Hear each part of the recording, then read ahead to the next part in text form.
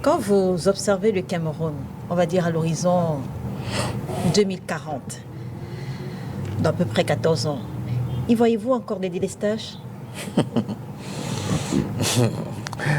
On nous avait promis avec la construction de nouveaux barrages, vous vous souvenez que la question des délestages devait être un lointain souvenir dans sous peu, sitôt que l'ensemble de ces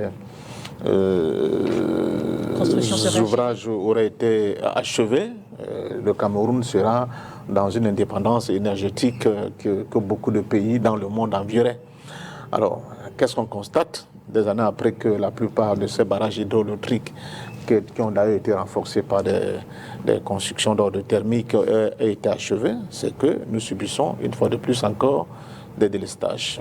Nous sommes un pays qui a une densité de point de vue d'une couverture hydraulique quand même qui en vit un peu partout dans le monde. Nous sommes dans le grand bassin du Congo et le Cameroun est l'un des rares pays dont le territoire est traversé par les rivières, par les fleuves, par des chutes de toutes parts. On ne peut pas comprendre qu'après la construction de ces différents barrages, on en soit encore à nous expliquer que oui, si peut-être dans tel endroit le barrage a été achevé, mais on avait oublié la question du transport de l'énergie électrique. Alors on se pose bien la question, ce qui se passe. Dans d'autres cas, on avait des barrages qui ont été achevés et qui ne fonctionnent plus. Pas du tout. Alors, les explications, on les attend. Est-ce que nous sommes face à des espèces d'éléphants blancs? Qui a été à la base de toute cette gabegie-là, qui a produit le fait que les Camerounais se retrouvent avec des barrages qui ont été construits, des barrages qui ne fonctionnent pas. Et on nous raconte des questions d'étiage. Je vous rappelle que cette année, l'année précédente, nous sommes en 2026, 2025 a été une année assez pluvieuse. Qu'est-ce qu'on n'a pas prévu? On n'a pas pu anticiper quoi? Les barrages de retenue d'eau? Qu'est-ce qui se passe? On nous dit qu'il y a des turbines dans certains barrages qui sont inondés. Ça signifie quoi? Quels sont les ingénieurs qui ont mis en place ces structures qui ne fonctionnent pas? Et l'argent qui a été dépensé, qu'est-ce qui se passe? Comment on peut construire un barrage? Je prends le cas, par exemple, de Nachtigal. Et on vous dit qu'il n'y a pas suffisamment de financement pour transporter l'énergie électrique qui est déjà produite.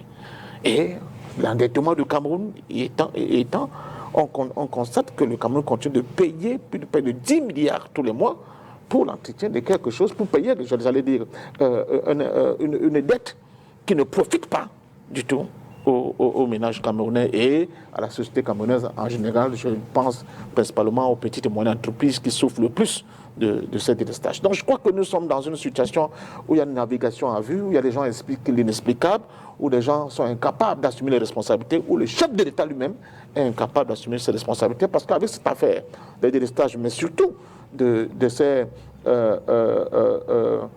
ces constructions foireuses, de ces barrages qui ne produisent pas l'électricité, les gens devaient se retrouver normalement en prison, en lieu et place des pauvres jeunes gens qu'on a arrêtés pendant la crise post-électorale. Et c'est ça qui, une fois de plus, désole. Donc vous êtes sceptique pour 2040? Mais si déjà là, avec toutes les promesses qui ont été faites, nous sommes toujours dans la situation de déficit énergétique qu'on connaît, comment pensez-vous qu'on puisse aujourd'hui se prononcer sur ce qui va se passer en 2040? Nous sommes dans une situation où on nous a promis qu'avec les barrages de Menvele, de Lompanga, de Nachtigal, tout ce que vous voulez, alors là, le Cameroun, au contraire, sera un pays qui va même exporter de l'énergie électrique à des pays tiers. Mais nous en sommes encore là, avec des quartiers où les gens passent des jours sans électricité, avec des conséquences que vous pouvez bien imaginer pour les pauvres petits ménages, avec des sociétés qui ne savent plus où donner la tête, avec des entreprises qui sont obligées de gonfler leur budget, mais surtout leur déficit, parce qu'ils sont obligés de se doter, n'est-ce pas, de solutions de dépannage comme les groupes électrogènes, etc. Je pense qu'il y a quelque chose dans ce pays qui ne tourne pas du tout rond, mais c'est une fois de plus l'échec patent du parti au pouvoir, ce parti État RDPC qui a tout confisqué malgré tous les discours